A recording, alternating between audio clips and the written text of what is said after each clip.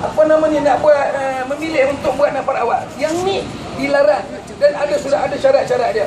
Mesti nafar awal ini lengkap bermalam sempurna di sini 2 malam. Hari 10 malam 11 malam 12 dengan lengkap. Bukan separuh-separuh dia. Jadi ini yang dikaitkan mabrur atau tidak disebabkan oleh ambil jalan pintas yang bersangkutan.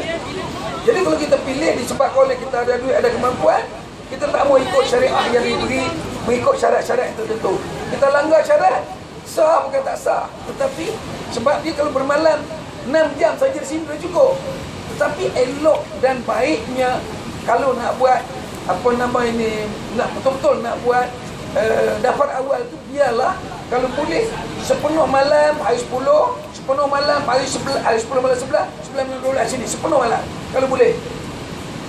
Setidak-tidaknya 6 jam. Dan sebaik-baiknya siang hari pun masih berada di sini. Bukan ada tempat lain.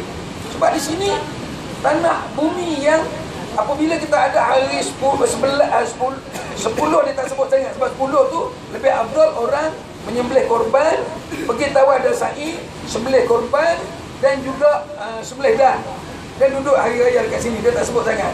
Tetapi bila masuk hari berada di hari tasyrik, dikendaki kita siang hari di sini penuh dengan peribadatan yang kita sebut awal tadi. Ibadat dengan sembahyang berjemaah kita, dengan tazkirah kita, dengan zikir mohon ampun, doa banyak diberi. Kan? Kita jangan cuai. Hatta bila kita dah penat sangat, kita tidur pun dapat pahala. Tapi kalau kita asyik duduk di jalan raya, asyik duduk shopping di Mekah aja, kemudian bila malam bermari, ini tidak begitu lengkap jika kita nak melakukan nafar awal. Walaupun nafar awal mereka dianggap sah. Jadi saya cakap secara berlatih agar kita ini kalau dah terbuat macam itu, hari ini penuh kalau duduk kat sini bagi tujuan nak buat nafar awal. Baik, sekali kita nak pergi pula sempurnanya, tercapainya Haji Mabrur kalau kita lebih awal dapat menyempurnakan tawaf. Sebab nak tawaf, kalau kita kait dengan mabrur, buat banyak yang berkait dengan ibadat yang kita kena selesaikan. Contoh, dia ada 4 waktu afdal tawaf. Pertama, yang paling afdal tawaf bagi merapat ke dengan mabrur ialah tawaf sa'i pada hari duha 10 Dzulhijjah. Itu pertama. Kalau tak lepas, biar lepas. Yang kedua, bila masa saja selepas itu hingga sampai ke mahram. Bila saja sampai ke mahram itu. Ada juga orang pergi melakukan tawaf pada hari 11, pada hari 11, 12, 13 belah pagi. Kemudian tengah hari datang ini. Boleh juga. Tapi yang paling afdal yang tadi. Yang ketiga, selepas masuk mahram dah, dia masih ada buka lagi, baru dia nak buat tawaf. Boleh, tak ada masalah. Bagi mereka yang ni katakan bermasalah atau tak bermasalah. Macam perempuan, kadang-kadang dalam sepanjang Dzulhijjah tu dia tak boleh tawaf. Itu keutamaan dia. Dan mahram baru dia bersih, tak apalah tawaf pun. Tapi bagi orang lelaki, eloklah pilih hari-hari afdal dia, 10 Dzulhijjah atau mana-mana siang hari daripada 11 Dzulhijjah hingga sampai ke hari mahram. Dan akhirnya daripada mahram sebelum dia balik kena buat. Kalau ada di antara kita balik tanpa tawaf haji, tanpa sa'i haji, haji dia masih tergantung. Dia masih dalam ihram, tidak boleh bercumbu-cumbuan, tidak boleh bersetubuh, tidak boleh nikah. Masih tergantung. Kalau dia buat kedua nikah begitu ni, dia tak boleh angkat nikah. Tak boleh. Dia kena, anak dia kena proses nikah di kawasan lain yang dia tak boleh hadir. Sebab dia wali salah, wali pasik, sebab ibadat haji lagi masih tersangkut. Dia berat sikit. Jadi sah haji kalau pun dah balik Malaysia, kemudian dia datang untuk melakukan tawaf sa'i kerana dia tak buat waktu itu. Contohlah seorang perempuan, suami dia nak balik sangat, dia pun nak ikut balik. Dia pun balik juga, sedangkan dia dalam ihram. Boleh balik, tak ada masalah. Tapi haji dia tergantung, mana dia belum sah lagi. Masih belum sah. Namun apabila dia bersih, dia tak boleh tidur sama dengan suami dia dalam satu katil. Tak boleh. Sebab dia masih dalam ihram, tak boleh bercumbu-cumbuan, bersetubuh dan juga apatah lagi nikah. Dia tak nikah lah sebab dia nikah dah. Namun kalau suami kita ni tak boleh tidur dengan isteri dia dalam satu bilik, maka suami ni terpaksa lah kena tidur sebilik dengan orang lain. Boleh? Marahlah ustazah dua orang ni. Kan? Nak kena mari buat juga. Kalau tidak, apa nak buat? Ya suami tu geram dah ada 2 minggu seminggu tak dapat ni, sebulan dah. Yang isteri menjauhkan diri. Sedangkan bini itu bini dia. Allah berikan perkahwinan dengan penuh kesucian, boleh digauli dengan sempurnanya. Tapi dia nak buat tak boleh. Cara dia, suami isteri kena talul lisan, iaitu beli seekor kambing, sembelih dulu. Jangan tambat kambing itu di pagar masjid. Lepas tu balik bersetubuh dengan isteri dia. Pergi tanya tu imam, imam kata Allah, kambingmu itu terlepas lah. Tak boleh. Sebab Quran kata, wala ta'liqu ru'usakum hatta yablugha al-hadimahillah. Jangan kamu cukur rambut gunting rambut dulu, kecuali binatang sembelih dah sampai ke tempatnya. Dah jadi daging dah sembelih, boleh makan daging, baru boleh gunting rambut. Okey? Jadi itulah di antara perkara yang saya sebut. Saya nak minta maaf orang yang ambil nafas awal, jangan berkecil hati dengan kenyataan ini. Sebab tidak mestinya nafas awal itu tidak mabrur. Tidak mesti. Sebab mabrur itu hadiah Allah mengikut keperluan, kemampuan, kekuatan yang ada pada kita. Namun kalau kita ilmu kurang, pilih yang mudah, jadi dia sikit kurang, sikit kena potong mereka. Sebab ingat, bila kita datang menunaikan haji, nak datang saja, malaikat bayangkan kita ada 100 mereka. Belum lagi kita mimpi nak dapat mereka 100. Bila kita buat perlengkap, dia bagi mereka penuh. Bila buat kurang, kena potong mereka. Ukur penuh, dia bagi mereka banyak, sampai genap 100%. Begitu juga, dia bukannya jenis buat baik tambah, bukan. Dia bagi mereka dulu 100. Haji mabrur dia bagi 100 dulu. Kurang potong, kurang potong, kurang potong. Akhirnya bila bawah 85, dia tak boleh pergi yang mabrur dah. Dia akan pergi maksus. Maksudnya Allah terima haji dia, dosa diampun, surga belum tentu dapat. Kalau dia buat kurang pada itu, dia ambil yang baju rukun saja, yang cincin-cincin sunat tak payahlah. Yang dam-dam kalau kena tak payah bayar lah. Apa ni dam-dam ni? Mari bukan nak dam-dam. Mari nak buat haji, nak kena bayar apa-apa. Sah lagi haji dia, tapi jadi makbul saja. Dosa belum tentu diampun, surga belum terjamin. Tapi kalau di padang mahsyar besok bila Allah tanya, engkau Islam ke Islam? Apa di Islam mengucap syahadat? Sudah. Semayang sudah. Puasa sudah. Zakat sudah. Haji sudah. Maka malaikat tengok haji ada, tapi nampak getah banyak kosong. Dia kata aku buat dekat mana yang mampu je lah. Artinya jawapan dia memang haji, memang Islam betul, memang aslam, memang dia dah Islam dah. Tetapi Islam yang tidak berapa cukup kota dia, itulah lebih kurang. Supaya kita memahami keadaan ini, kita boleh letak diri kita, who am I? Do it right in the first time. Siapa saya, buatlah amal ibadat yang kali yang pertama. Sebab nak ulang kali yang kedua, memang terlalu payah dan terlalu payah. Kecuali orang yang terpilih seperti kata Dr. Basit tadi. Maaf banyak-banyak. Wassalamualaikum warahmatullahi wabarakatuh. Syukran. Bagus, ucapkan ribuan terima kasih kepada yang berbahagia.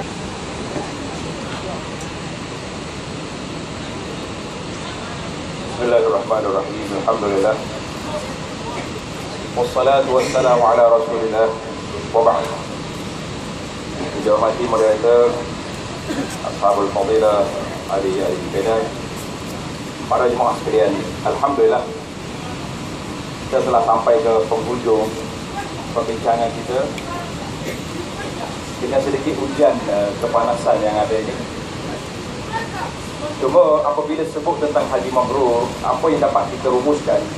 Haji mabrur bermakna haji yang diterima oleh Allah Azza wa Jalla. Jadi jangan ada jemaah mari lepas ni jumpa saya ke apa tuan pembimbing tuan masing-masing di syarikat-syarikat travel yang diikuti, jangan pergi tanya dia, ustaz, Allah terima ke haji saya? Ya. Tak ada siapa yang terima file daripada malaikat yang mengesahkan orang ini diterima, orang ini tak terima. Kadang-kadang dia mari tanya serius, bukan tanya gurau. Mari dengan menangis, dia kata, Ustaz tengok saya buat haji dalam keadaan ni agak-agak orang boleh terima. Saya kata, saudara, saya pun tak tahu Allah Ta'ala terima yang saya, macam mana saya nak terima yang orang lain? Itu bukan. Tidak ada siapa yang mengetahui Allah Ta'ala terima ke tidak amalan kita, kecuali Allah saja yang mengetahui. Kerana itulah Allah Ta'ala berfirman dalam Al-Quran, innama yataqabbalullahu minal muttaqin. Allah Ta'ala terima amalan daripada orang-orang yang bertakwa. Allah Ta'ala terima amalan daripada siapa? Daripada orang yang bertakwa. Dalam surah Al-Ma'idah ayat 20, Al-Imam Abu Darda, seorang sahabat radhiyallahu anhu, dia kata apa? Dia baca ayat ni, Allah Ta'ala terima amalan daripada orang yang bertakwa. Kemudian dia kata, kalau aku yakin Ini Abu Darda sahabat Nabi. Kalau aku yakin Allah Ta'ala telah terima daripada aku satu solat yang aku buat lebih baik daripada dunia dan isi kandungan. Jadi Abu Darda tak berani nak mengatakan Allah confirm dah solat yang dia buat kalau dia seorang sahabat. Jadi apa yang kita nak kata macam ni? Jadi kata Imam Nawawi, haji mabrur itu iaitulah haji yang tidak bercampur dengan dosa-dosa. Maknanya kita buat haji dalam keadaan kita mengelakkan diri daripada perbuatan maksiat. Tidak ada benda-benda yang mencalarkan haji kita, sama ada melangari larangan ihram yang 13 perkara ataupun benda-benda lain yang sepatutnya.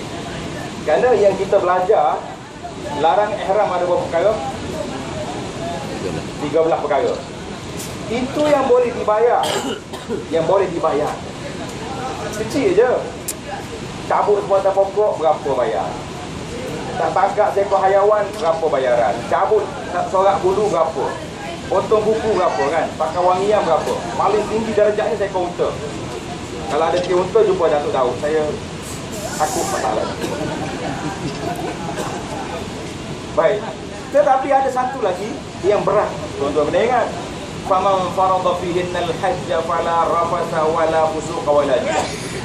Tak apa dia dah niat haji, tak boleh lagi dia bincang tentang rafas, tentang hal-hal kekeluargaan, masalah seks ada.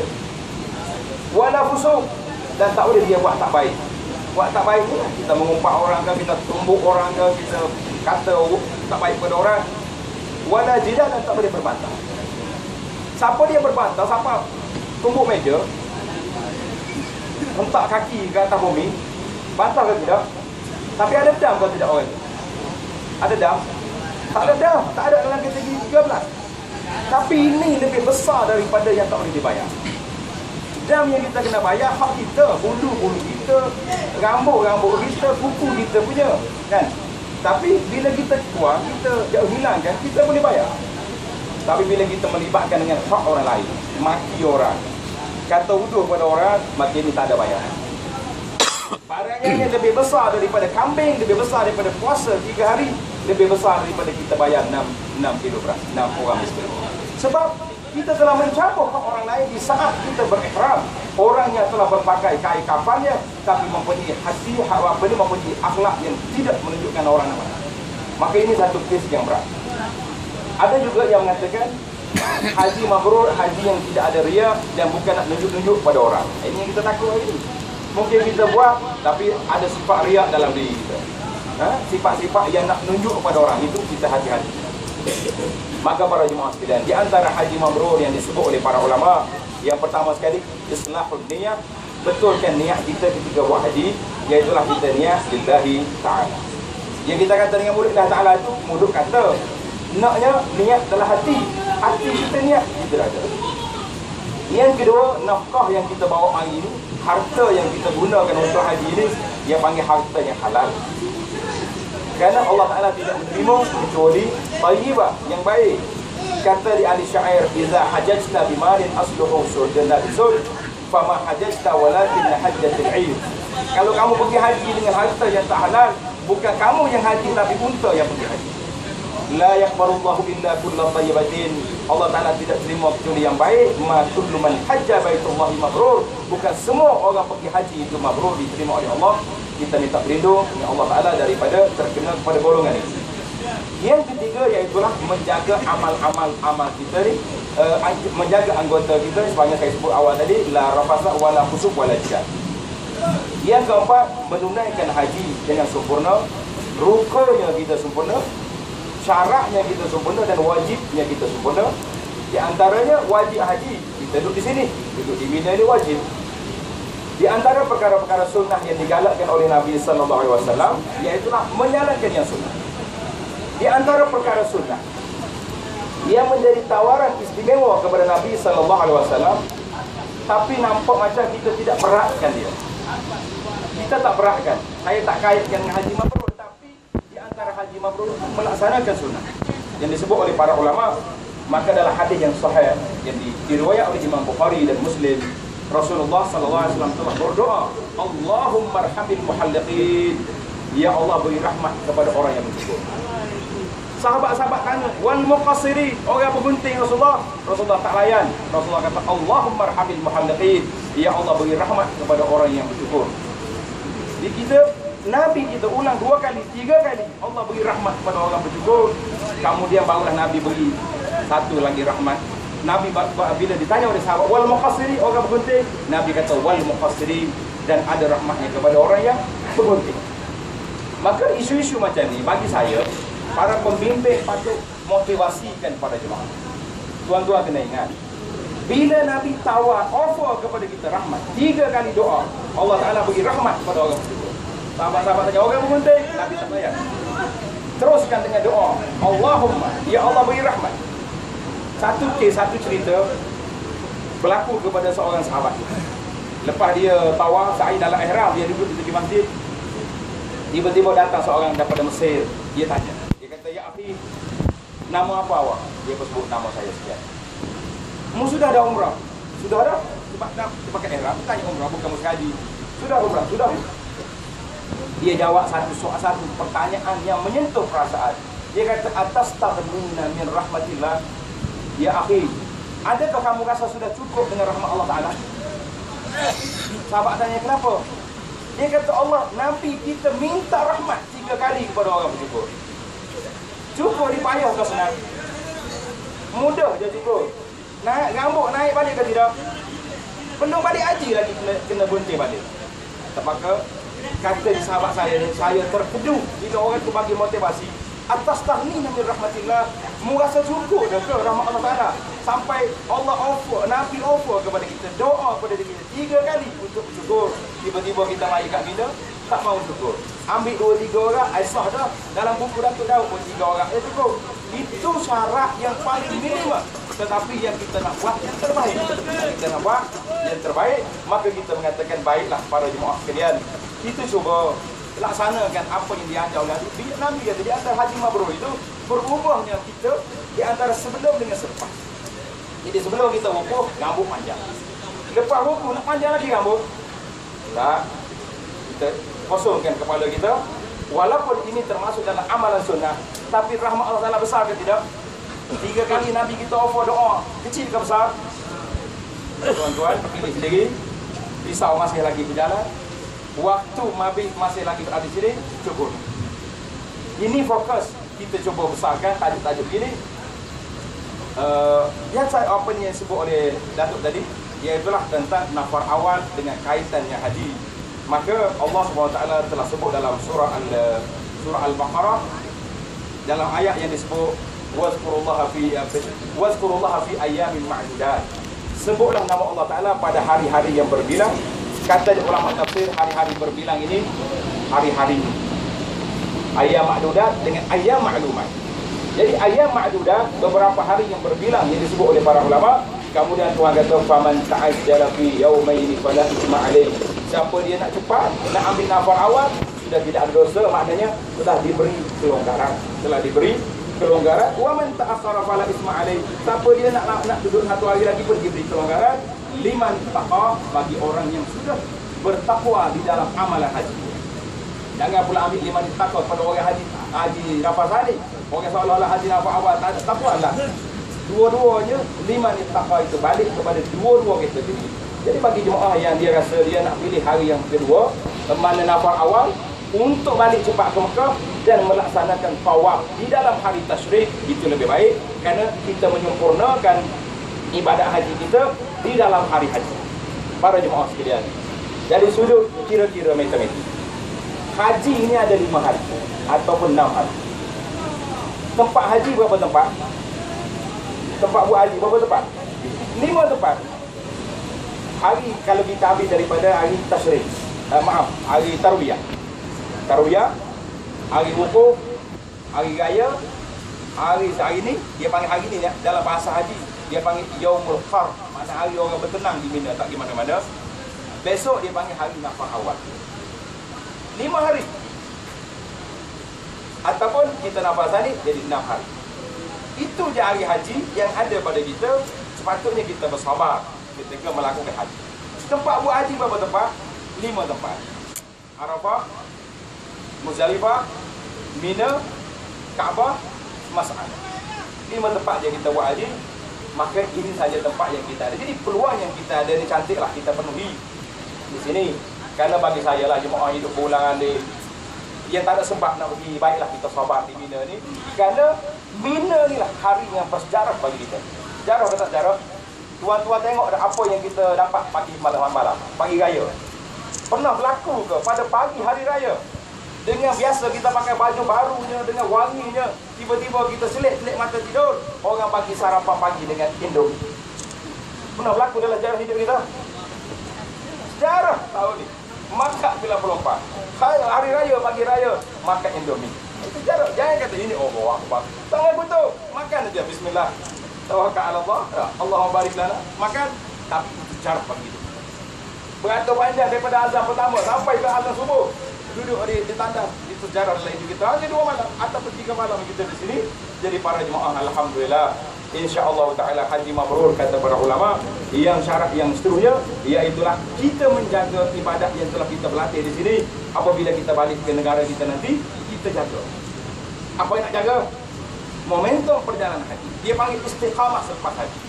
Jadi oleh kerana tajuk kita istiqamah lepas haji panjang, saya yakin dan percaya semua pemimpin-pemimpin kita akan cerita nanti selepas kita balik daripada Mina nanti di hotel kita, di tempat kita tinggal.